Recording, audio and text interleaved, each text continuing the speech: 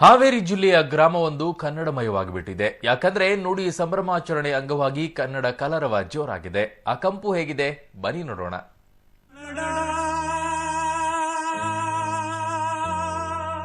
ರೋಮಾಂಚನವೀ ಕನ್ನಡ.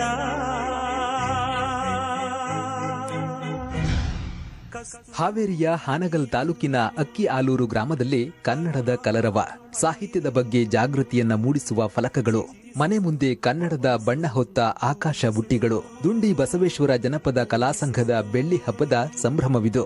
25ನೇ ವರ್ಷ ಕಾರ್ಯಕ್ರಮವನ್ನು ಬಹಳ ವಿಜೃಂಭಣೆಯಿಂದ ಮಾಡ್ತಾ ಇದ್ದಾರೆ. ಕಾರ್ಯಕ್ರಮದಲ್ಲಿ ಹಲವಾರು ನಾಡಿನ ಸಾಹಿತಿಗಳನ್ನ, ವಿದ್ವಾಂಸರನ್ನ, ಸ್ವಾಮಿಗಳನ್ನ, ಕಲಾವಿದರನ್ನ ಕರೆಸಿ ಒಂದ್ ಕಡೆ ಮಾಡೋದಾದ್ರೆ ಮತ್ತೊಂದ್ ಕಡೆ ಊರಿನಲ್ಲಿ ಹಬ್ಬದ ವಾತಾವರಣವನ್ನ ಸೃಷ್ಟಿ ಮಾಡಿದೆ.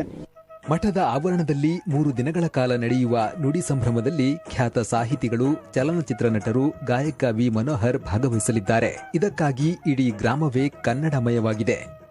ಮನೆ ಮನಗಳ ಹಬ್ಬ ಅಂತ ಇದೆ. ಎಲ್ಲರ ಮನೆಯಲ್ಲಿ ರಂಗೋಲಿನ ಇಟ್ಟು ತಮ್ಮ ಬೀಗರನ್ನ ಕರೆಸಿಸಿ ಆ ಕಾರ್ಯಕ್ರಮ ಬಹಳ ಅದ್ದೂರಿಯಾಗಿ ಮಾಡ್ತಾ ಇದ್ದಾರೆ. ಕನ್ನಡದ ಬಾವುಟಗಳನ್ನ ಹಾಕಿ, ರಂಗೋಲಿಗಳನ್ನ ಹಾಕಿ ಎಲ್ಲ ಅತಿಥಿಗಳನ್ನ, ಸಾಹಿತಿಗಳನ್ನ ಈ ವೇದಿಕೆಗೆ ಆಹ್ವಾನಿಸ್ತಾ ಇದ್ದಾರೆ.